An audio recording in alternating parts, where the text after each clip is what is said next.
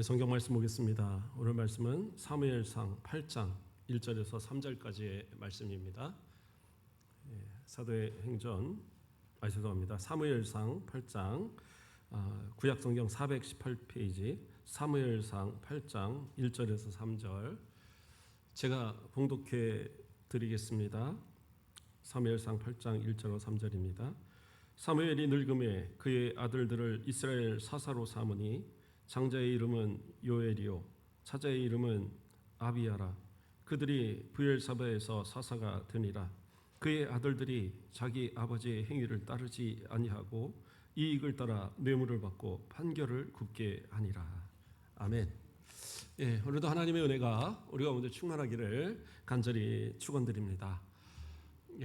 오늘 말씀의 제목은 사무엘입니다. 지난주에 이어서 두 번째 시간 사무엘에 대해서 계속 살펴보고자 합니다. 우리가 성경의 인물들을 이렇게 쭉 그냥 살피고 있는데요. 한 인물씩 살펴보면서 그 안에서 좀 우리가 어떠한 신앙의 모습을 가져야 되는가를 그들의 삶을 통해서 좀 새겨보기를 바랍니다. 지난주의 말씀은 바로 이 8장 이전까지의 모습을 우리가 살폈어요. 사무엘은 어려서 엄마 한나의 기도 가운데 태어났고 또 서원한 대로 성전에서 그 성막에서 자랐으며 또 어린 나이에 하나님의 계시를 받았고요. 그는 자라면서 바로 그 이스라엘의 선지자로서 인정을 받았고 또 엘리 제사장이 또 죽고 또 그 아들들이 죽게 되면서 또 그 제사장의 역할도 같이 감당을 했습니다. 뿐만 아니라 이스라엘의 사서로서 이 이방 나라들의 침입을 또 이 백성들을 이끌고 막아내는 그러한 사사의 역할도 감당을 했습니다. 그럼에도 불구하고 볼 때는 사무엘은 항상 겸손함을 잃지 않았던 그러한 모습이 아니었는가 생각을 합니다. 분명히 엘리 제사장이나 그 아들들의 모습들이 하나님 보시기에 그렇게 올바르지 못한 모습일 때도 단 한 번도 엘리 제사장을 향하여 대적하거나 저 왜 아들들 가만히 두십니까? 라고 따진 적도 없어요. 그냥 항상 순종하는 모습, 겸손한 모습으로 있었고 하나님께서 그를 사용하실 때에도 언제든지 그는 순종하는 그러한 모습이었습니다. 그러다가 이제 8장으로 가면서 1절에 뭐라고 얘기합니까? 사무엘이 늙음에라고 시작을 합니다.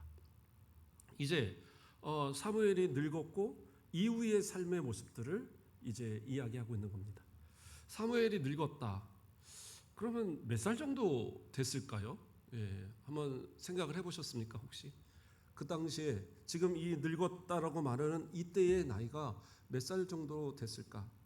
그도 그럴 것이 바로 이어서 나오는 모습을 보면 그의 아들들이 이스라엘 사사로 삼으니, 그러니까 이스라엘 사사로 아들들을 삼았어요. 그러면 이 사사의 직이 세습이 되는 건가요? 그렇진 않아요. 사사기를 보면 세습되는 경우가 없었어요. 그러나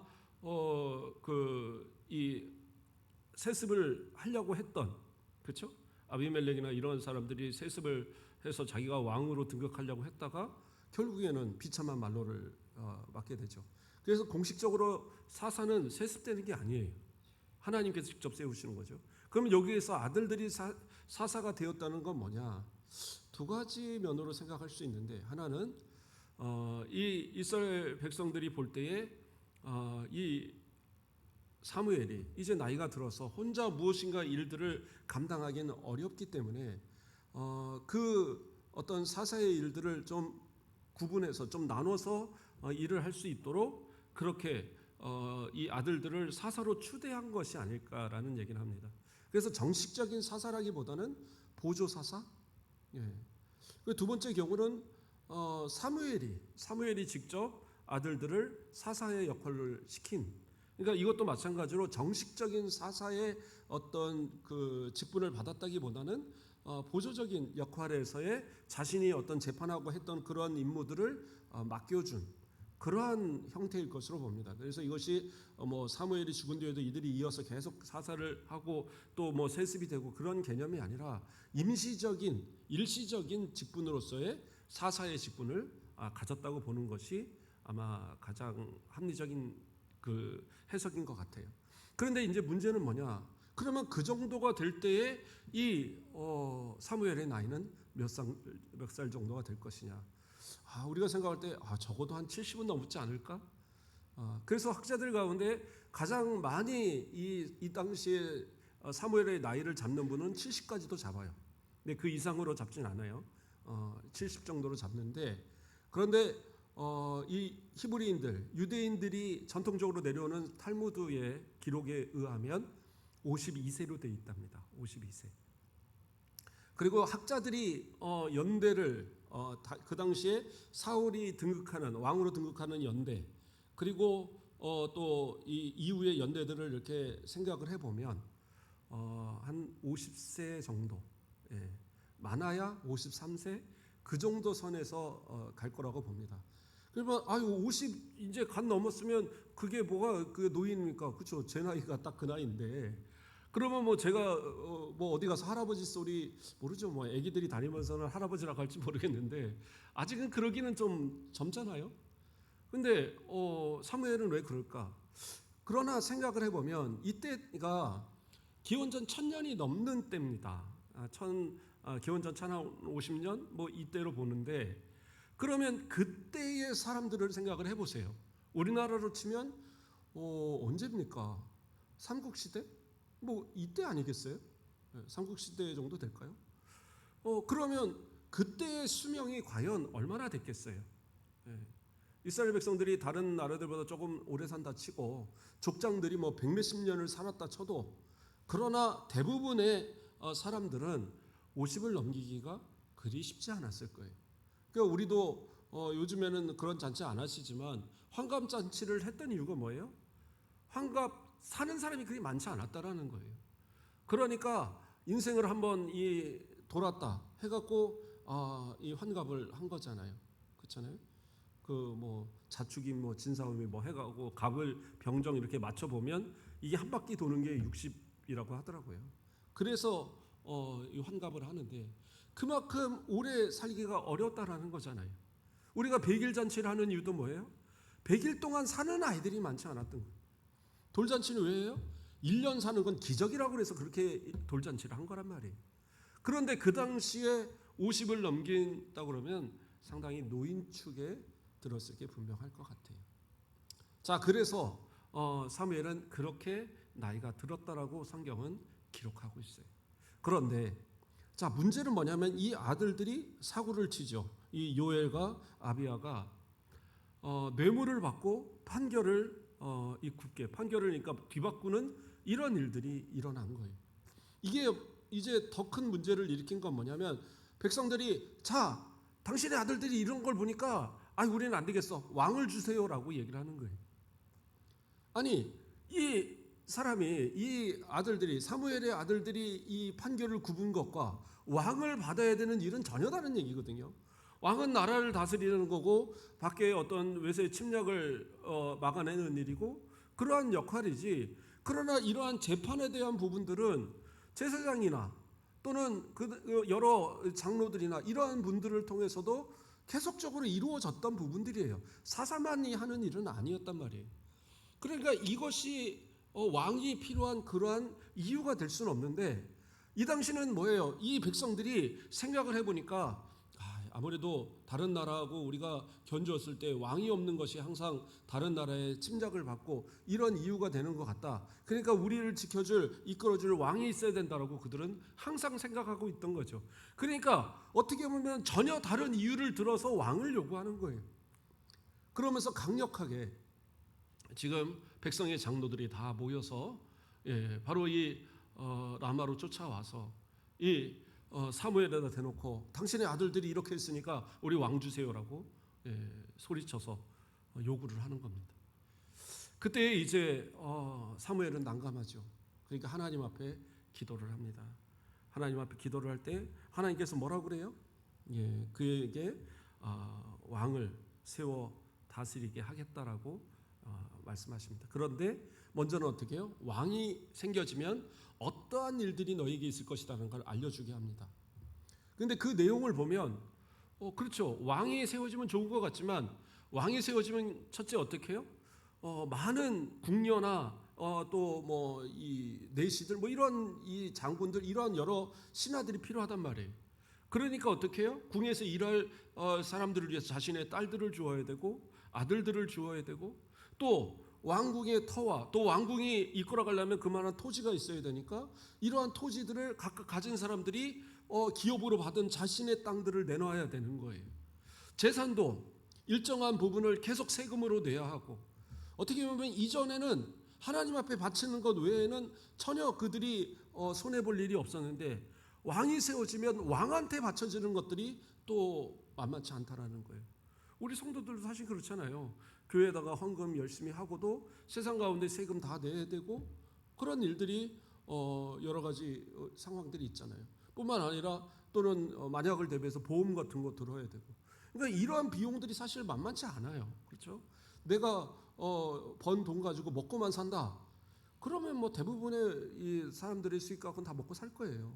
근데 우리는 그 외에 나가는 것들이 사실은 상당히 많은데 지금 이스라엘 백성들도 왕정이 생기고 나면 그렇게 될 거라는 거죠. 그것을 사무엘이 충분히 설명을 했어요. 설명을 해도 그들은 어떻게 해요? 여전히 우린 다 감수할 수 있으니까 왕을 달라라고 요구를 합니다. 그랬을 때 그것을 가지고 다시 하나님께 기도할 때 하나님께서 왕을 주어라, 주겠다고 약속해라. 그리고 나서 이제 그들이 그 약속을 받고 돌아갑니다. 그러면서 첫 번째 세웠던 왕이 누구예요? 사울 왕이죠. 우리가 잘 아는 것처럼 사울은 베냐민 지파의 사람이었어요. 그가 아버지의 잃어버린 암나귀를 찾기 위해서 여러 곳을 돌아다니다가 이스라엘 전역을 막 돌아다니다가 그 암나귀가 도대체 얼마나 귀한지 모르겠지만 그거 하나 찾겠다고 온 군대를 다 돌아다녔어요. 그러다가 이제 이 암마를 도저히 찾지를 못하겠으니까 암나귀를 못 찾겠으니까 이 하인이 하는 말이 저기 하나님의 사람 다시 말해 사무엘한테 한번 우리 가까이 있으니까 그 집으로 가서 한번 물어봅시다. 그러면 어떻게 그냥 갈 수 있느냐? 뭐 예물도 없는데 저에게 4분의 1 세겔이 있으니까 이거라도 드리고 한번 물어보지요. 그런데 그가 올 것을 하나님께서 그 전날에 이미 사무엘에게 알게 하셨어요. 그래서 사무엘은 그 사울을 받아들이고 그러면서 너희 나귀는 이미 며칠 전에 아버지가 다 찾았어. 걱정 말고 여기서 하루를 같이 지내자. 그러면서 밤새 그와 이야기 나누고 그를 쉬게 한 다음에 그를 보낼 때에 그에게 불러서 기름을 부읍니다. 이스라엘의 왕으로 세울 자라고 그에게 가르쳐주고 기름을 부어요. 그런데 그것으로 그가 믿기가 어렵잖아요. 그러니까 그 다음에는 어떻게 하느냐? 네가 갈 때 누구를 만날 것이고 무엇을 받을 것이고 그리고 이러고 이렇게 해서 또 선지자들과 함께 거기서 예언하는 일들이 있을 것이다. 이런 뭐 몇 가지의 이야기를 했어요. 그러니까 그대로 그것이 이루어지고 또 예언하는 자들과 함께 거기서 성령의 충만함, 하나님의 영으로 인해서 그도 예언하는 성령의 체험을 일어납니다. 그래서 왕으로 세워지는 자, 기름 부음 받은 자에게 나타나는 것은 나중에 다윗도 마찬가지지만 성령의 체험이 반드시 나타나요. 그래서 예수님께서 기름 부음 받은 자라고 우리가 얘기할 때 예수님께서 직접적으로 기름 부음 받은 것은 여인이 뿌린 도유밖에 없어요. 그 머리에다가 향유를 부어서 그것이 흘러내려서 발까지 적시게 되고 자기의 머리털로 이것을 닦게 되는 그러한 이제 내용을 우리가 알잖아요. 그래서 많은 학자들은 그것을 기름 부음이다라고 해석하기도 합니다. 그러나 그때는 성령의 역사가 나타나지 않아요. 그렇죠? 그러면 성령의 역사가 나타난 것은 언제예요? 세례 요한이죠. 세례 요한이 요단강에서 세례를 베풀 때 예수님께서 가서 그 세례를 받으셨잖아요. 그 세례를 받으시고 올라오셨을 때 물 위로 올라오셨을 때 하나님께서 이는 내 사랑하는 아들이다라고 선언하셨고 그 다음에 성령께서는 어떻게 해요? 비둘기같이 그 위에 임하시는 모습이 보여졌어요. 그러니까 성령의 임재는 곧 그가 그리스도라는 증거가 되는 거예요.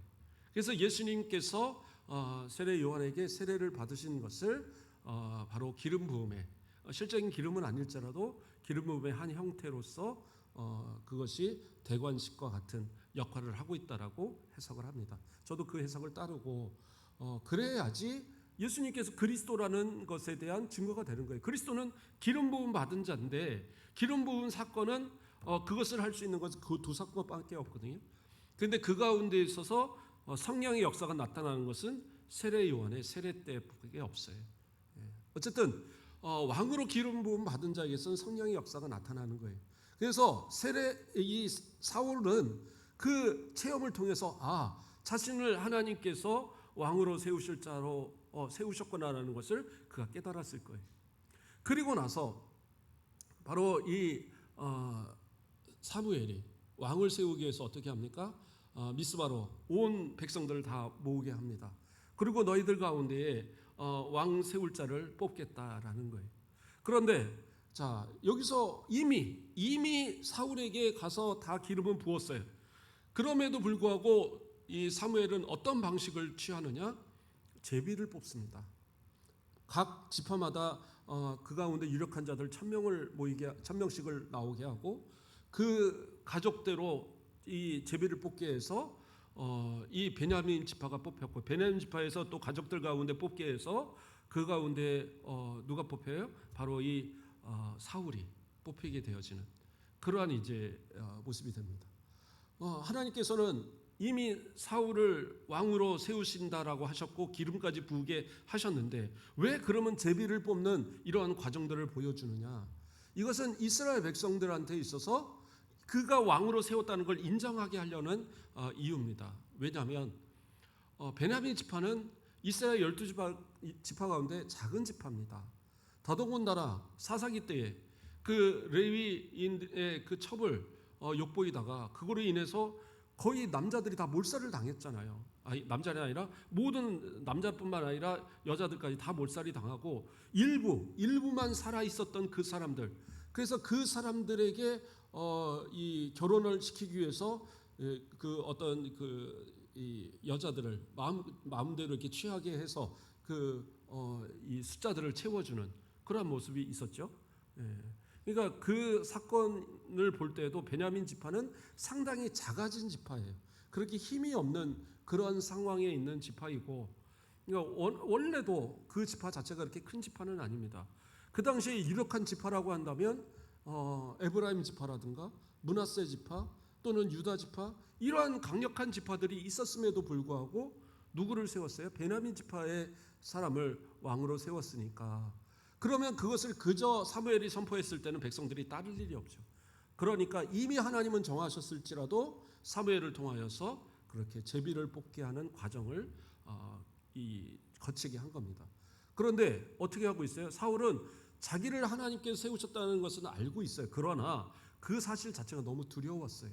백성들이 인정하리라는 것도 믿기 어려웠고 자기가 감당하기도 어려운 그런 상황이라서 저기 어디 쌓여있는 짐 속에 가서 숨어 있는 거예요. 그걸 하나님께서 계시를 통하여 사무엘에 알게 하시고 사람들을 보내어 데려오게 합니다. 그런데 이 사울은 용모가 대단히 뛰어났어요. 일반적인 사람보다 머리 하나가 더 높을 정도로 키도 크고 건장했습니다.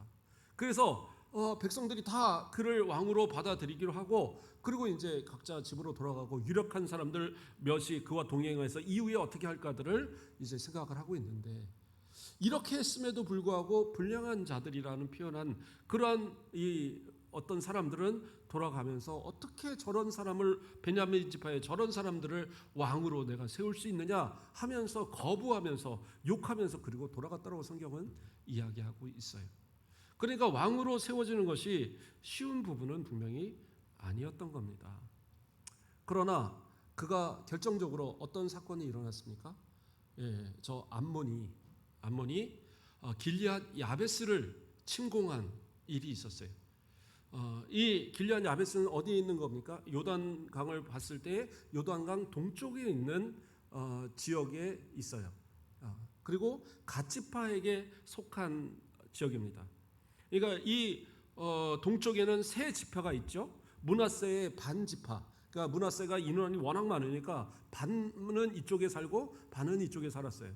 그래서 유다 지파 위쪽에 있는 부분에 므낫세의 한쪽 반 지파가 있고 나머지는 서쪽에 북쪽에 있는 지역에 므낫세 지파가 있었습니다. 그리고 갓 지파가 있고 르우벤 지파가 그렇게 해서 세 지파가 있는데 그 가운데 있는 지파가 어디냐면 가지파인데 거기에 길르앗 야베스에 있는 지역을 이 동쪽에 있는 암몬 사람들이 쳐들어와서 그를 그 지역을 차지하려고 하는 거예요.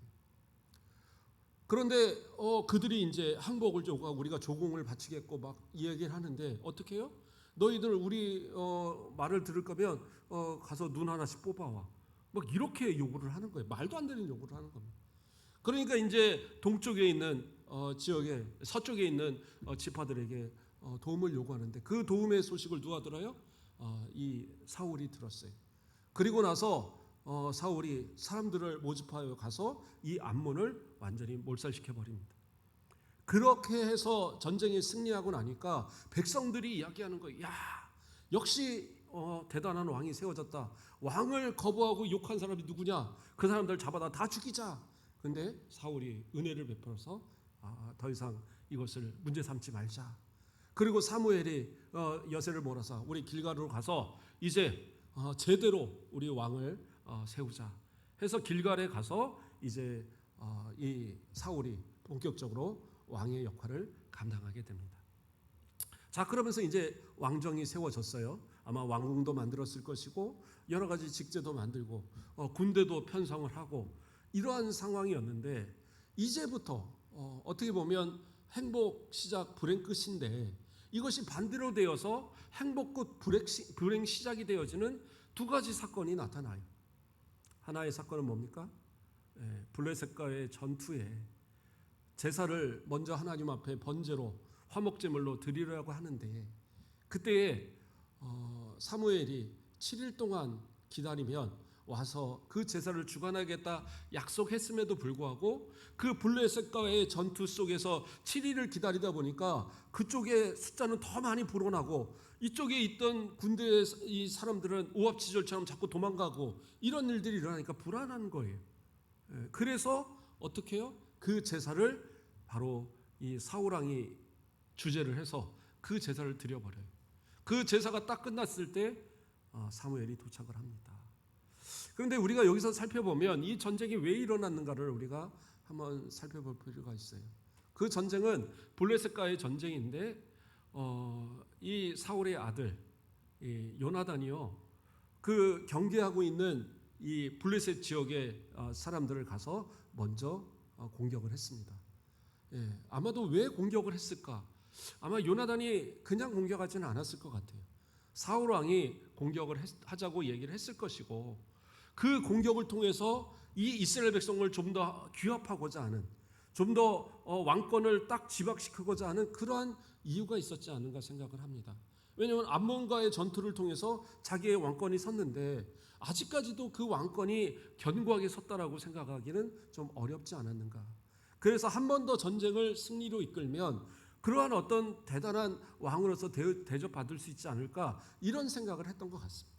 그래서 어떻게 보면 하나님께서 하라는 전쟁도 아니고 자기들이 그 자신들의 왕권을 바로 세우기 위해서 전쟁을 일으켰던 그런 상황인데 실제로 이 생각보다 전쟁이 더 커질 것 같으니까 불안한 거죠. 그래서 부랴부랴 사무엘한테 연락을 했고 사무엘이 하나님 앞에 기도하고 내가 가는 동안 기다려라 라고 했음에도 불구하고 기다리지 못하고 조급함에 그 제사를 자기가 주관해버리는 죄를 범하게 된 거예요.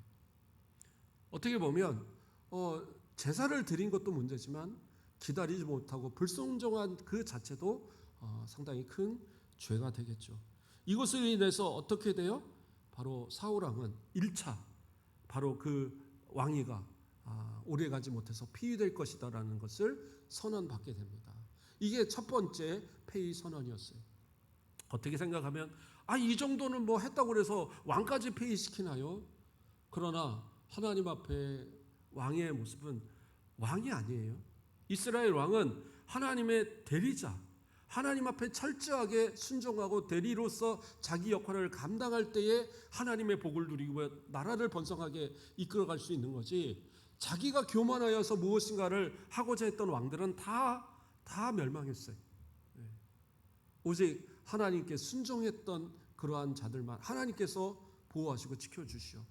누구예요? 다윗을 그렇게 지켜주셨고, 우리가 아는 것처럼 히스기야 왕 때 아수르 군대를 그렇게 전멸시켜 주셨고, 하나님께서는 그렇게 하나님께 순종하는 것을 원하시는데 이 사울 왕은 그러한 모습을 보이지 못했던 거죠.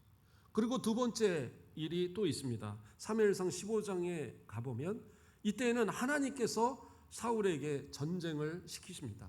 어떻게 보면 한 번 더 기회를 주시는 게 아닐까라는 생각을 해요. 그렇지 않습니까? 이미 폐위시키겠다고 선언이 됐음에도 불구하고 하나님께서 한 번 더 기회를 주시는 전쟁을 그에게 시키는데 무엇을 시킵니까? 아말렉과의 전쟁. 왜 아말렉과의 전쟁을 하게 하느냐? 하나님께서 오래오래 참으셨는데 이 아말렉은 원래 언제요? 이스라엘 백성들이 출애굽해서 광야로 나아왔을 때 그 이스라엘 백성들을 대적해서 전쟁을 가장 먼저 일으켰던 바로 족속이 아말렉 족속이란 말이에요. 그래서 모세가 손을 두고 기도하면은 여호수아가 이끄는 이스라엘 군대가 가서 이기다가 손이 내려가면 밀리다가, 그러니까 아론과 우리 양쪽에서 손을 받치고 그렇게 이 기도하게 함으로써 아말렉을 물리쳤었잖아요. 근데 그 물리친 것으로 끝나는 게 아니라 하나님은 그 기억을 계속 기억을 하신 거예요. 그래서 그들에게 이야기하시는 것이 뭐냐? 사무엘상 15장 2절에 3절을 제가 봉독해 드립니다. 만군의 여호와께서 이같이 말씀하시기를 아말렉이 이스라엘에게 행한 일 곧 애굽에서 나올 때에 길에서 대적한 일로 내가 그들을 벌하노니 지금 가서 아말렉을 쳐서 그들의 모든 소유를 남기지 말고 진멸하되 남녀와 소아와 젖먹는 아이와 우양과 낙타와 나귀를 죽이라 하셨나이다 하니, 하나님의 명령입니다. 가서 아말렉을 완전히 진멸하라는 거예요. 아무것도 남기지 않으라는 겁니다. 아이들까지도 다. 아이고, 하나님께서 어떻게 이 불쌍한 아이들을 죽게 합니까? 그게 아니에요. 이 민족들은 민족성이라는 게 있어요. 그래서 그 보고 자란 민족들의 민족성은요 변하지 않아요. 결국에 가서는 복수하고 또 복수하는 일들이 반복될 것이고, 그러나 그들을 심판하는 것은 뭐예요? 하나님의 백성을 공격하고 대적한 것은 곧 하나님을 대적한 것이기 때문에 하나님께서 그들에게 완전한 진멸을 내리는 거예요. 제가 오늘 이 기사 하나를 보니까 어떤 지역에서 젊은 사람 두 사람이 이 운동을 하러, 외국입니다. 외국에서 운동을 하러 갔다가 막 달리기를 하고 있는데 곰이 한 마리가 나타난 거예요. 그래서 막 공격을 해서 다리를 물고 끌고 가버렸어요. 옆에 있던 친구가 아무리 돌을 던지고 뭐를 해도 곰이 막 한번 보고는 그냥 그리고 가더라는 거예요. 그래갖고 경찰에 신고하고 뭐 해서 며칠 만에 찾았는데 곰 그 사는 지역에 거기 사는 그 집 근처에서 가서 피를 너무 많이 흘려갖고 다리 쪽에 다 찢겨갖고 피를 너무 많이 흘려갖고 죽어 있더라는 거예요. 근데 거기 바로 보니까 곰하고 곰 새끼들이 있는 거예요. 그래서 어떻게 해요? 이 지역에서 이 공무원들이 가갖고 어미곰하고 새끼까지 다 죽여버렸어요. 그러니까 이 주변 다른 그 시민단체들 이런 데서 아니 왜 그 애기곰까지 다 죽입니까? 새끼곰까지 그냥 어미만 죽이면 되지 하고 막 항의했다는 내용이 있더라고요. 근데 왜 새끼곰까지 죽이는지 아세요? 왜 죽일까요? 사람의 그 피맛을 본 짐승은요 사람을 또 잡아먹어요. 그래서 그렇게 이 어떤 사람을 물고 그 인육을 뜯어먹은 짐승들은 반드시 죽이는 거예요. 그러니까 그 습성은 어려서 익혔어도 잊어버리지 않아요. 그렇기 때문에 마찬가지인 거예요. 이 아말렉이라는 이 족속에 대해서 하나님께서는 오랫동안 참으신 거잖아요. 사사기 동안에 또 이 출애굽 기간에 그러면 몇백 년, 400년, 500년의 시간 동안을 참으신 거예요. 그러나 그들이 변화되지 않으니까 더 이상은 기회를 줄 수 없으니까 하나님께서 그들을 완전히 멸하도록 그렇게 명하신 거예요. 그런데 문제는 뭐예요? 이 사울 왕이 그에 순종하지 않아요. 그 말에 순종하지 않고 성경 그대로 얘기합니다. 하찮은 것은 다 진멸하였다고 나와요. 하찮은 것은 다 진멸하였는데 그 나라의 왕 아각을 포로로 잡아옵니다. 그리고 양소 뭐 말할 것 없이 좋은 것들은 다 가지고 와요. 그런데 생각을 해보세요. 포로로 잡아오는데 왕 하나만 잡아왔겠어요? 수많은 사람들을 잡아왔을 거란 말이에요. 그리고 좋은 것들이란 좋은 것들은 다 잡아왔어요. 그리고 나서 사무엘이 이게 뭐냐고 하니까 하나님 앞에 제사 드리기 위해서 이 좋은 거 가져왔습니다. 그리고 하나님은 너의 순종을 원하는 거지 수장 이런 거 기름 이런 거 원하시는 거 아니야. 가르쳐 줬잖아요. 그러니까 그때 두 번째 가서 뭐라고 얘기해요? 백성들이 무서워서. 전리품 안 가져오면 백성들이 우리가 나가 싸워서 이게 뭡니까? 얻은 것도 하나도 없는데 아예 왕 필요 없습니다. 당신 필요 없어요. 이럴까 봐 그랬다라는 거예요. 말도 안 되는 핑계들을 대는 거예요. 이것으로 인해서 어떻게 돼요? 너는 폐위될 것이다라는 거예요. 두 번째로 해서 완전하게 그 폐위의 선언을 이루어 버립니다. 그래서 더 이상은 이 하나님께서는 사람들 앞에서는 왕일지 모르지만 하나님 앞에서는 더 이상 왕이 아니에요. 그는 일반 사람들과 별 없는 그런 존재로 전락해 버린 겁니다. 그런데 그 가운데서 이 사울은 어떻게 해요? 회개하지 않아요. 용서를 구하지 않습니다. 오히려 그가 말하는 건 뭐예요? 나하고 같이 가서 하나님 앞에 같이 영광 돌려 제사 드리는 일을 좀 해주십시오. 왜냐하면 당신이 같이 안 가면 이 백성들이 뭐라고 얘기를 하겠습니까? 좀 나를 위해서 그렇게 좀 해주세요라고 얘기를 합니다. 아마 사무엘이 들었을 때 기가 막혔을 거예요. 이 정도 되면 좀 회개하고 잘못됐다고 정말 하나님 앞에 엎드려서 하나님 저 살려주세요. 용서해 주세요. 다시 한 번만 기회해 주세요 하고 눈물로 회개해야 될 텐데 뻔뻔하게 하는 얘기가 뭐냐? 그렇게 말씀하신 건 어쩔 수 없지만 저 한 번만 좀 저 위에서 이렇게 제사 한번 드려주세요. 그렇게 함으로써 사무엘은 그 말을 들어줍니다. 그런데 그 이후는 어떻게 돼요? 다시는 이 사울을 더 이상 대면하지 않아요. 사무엘은 완전히 그에게서 포기해 버립니다. 하나님께서 그를 버리신다라고 이야기하셨을 때 정말 사무엘은 하나님 앞에 눈물로 기도했거든요. 이 아말렉과의 전투 이후에 하나님께서 이를 버리신다고 할 때에 그 앞에 책망하러 나가기 전에 하나님께서 그에게 이 왕을 버리겠다고 했을 때 밤새 눈물로 부르짖으면서 그를 위하여 기도하고 나아갔음에도 불구하고 그렇게 실망스러운 모습을 보일 때 완전히 손을 떼버린 거예요. 그리고 이제 그에게 있어서는 마지막으로 사명이 주어집니다. 그게 이제 16장으로 가면 뭐예요? 이제 다윗을 기름 붓는 사건이 일어나게 됩니다. 사무엘상 16장 1절을 보면 여호와께서 사무엘에게 이르시되 내가 이미 사울을 버려 이스라엘 왕이 되지 못하게 하였거늘 내가 그를 위하여 언제까지 슬퍼하겠느냐? 너는 뿔에 기름을 채워 가지고 가라. 내가 너를 베들레헴 사람 이새에게로 보내리니 이는 내가 그의 아들 중에 한 왕을 보았느니라 하시느니라. 하나님께서 아직도 계속 슬퍼하고 있는 이 사무엘을 보면서 자신이 정말 세운 그 왕이 그렇게 비참한 말로를 앞으로 겪게 될 것을 생각하면서 얼마나 슬펐겠어요. 그러니까 선지자로서 어떻게 보면 참 올바른 성품을 가진 참 좋은 성품을 가진 그러한 사무엘이 아닌가라는 생각을 해봅니다. 저 같았으면 저 사울왕 말도 뒤지도 안 듣고 하나님 저 다리라도 한번 탁 꺾어갖고 좀 이제 아이고 쩔뚝거리면서 나 같은 죄인 살리신 하고 좀 이렇게 회개게 하시면 안 될까요? 막 이럴 것 같은데 그저 그를 위해서 눈물로 기도하는 이 사무엘. 그랬을 때 하나님께서는 더 이상 슬퍼하지 말고 다음 왕을 준비하라는 거죠. 그래서 그 베들레헴으로 가되 그러면 저 사울왕이 그 말을 듣고 가만히 있겠습니까? 저도 죽이려고 하고 제가 기름 부은 사람 다 죽이려고 할 텐데 그러니까 제사 지내겠다라고 하고 가라. 그래서 암송아지 하나 끌고 암소 하나 끌고 가서 거기서 제사 지내러 가라. 그러니까 이 사무엘이 베들레헴으로 나타나니까 그 지역의 제사장들이 난리가 난 거예요. 아니 저 대단한 저 어른이 여기를 왜 갑자기 나타났지? 아니야 나 제사 드리러 온 거야. 나 분명히 제사 드리러 왔다.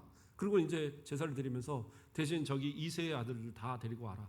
이새와 그 아들을 다 데리고 와라. 그러니까 7 아들을 다 데려왔잖아요. 그런데 어떻게 해요? 괜찮은 애들이 좀 있어요. 그래서 이 기름 갖다 부을까요? 그때 하나님이 아니다. 그래서 어떻게 해요? 그 중심을 보신 하나님께서 이 7명 다 아니다 하시니까 이세에게 또 아들이 없느냐? 저 들에서 별 볼 일 없는 막내 아들 하나 양치고 있는데요. 그 아들 오게 하라. 그래서 어떻게 해요? 그에게 기름을 붓죠. 그가 다윗이었어요. 그런데 성경은 그에게 있어서 뭐라고 얘기를 합니까? 바로 그에게 있어서도 하나님의 영이 충만했다라고 이어서 나타납니다. 그래서 하나님의 영이 그에게 충만했어요. 이것은 뭐예요? 앞에서 사울 왕에게 하나님의 영이 임했던 것 같이 기름 부은 그가 하나님께서 세우신 왕이다라는 증거가 나타나고 있는 거죠. 그래서 그 이후로 다윗은 완전히 변해졌어요. 그 전까지는 별 볼 일이 없는 외모와 별 볼 일 없는 그런 집안에서 모습이었을지 모르지만 그 모습은 나중엔 모든 사람이 다 흠모할 만한 모습으로 점점 바뀌게 되는, 그래서 이스라엘의 사울의 큰 장군의 역할을 감당하는 그러한 모습이 되게 되죠. 자, 그리고 나서 시간이 흘러서 뭐 골리앗의 일, 이제 제가 이게 쭉쭉 넘어가는 이유는 다윗의 이야기는 다시 할 거니까 그래요. 그래서 이 골리앗을 물리치고 뭐 그런 일들이 일어났죠.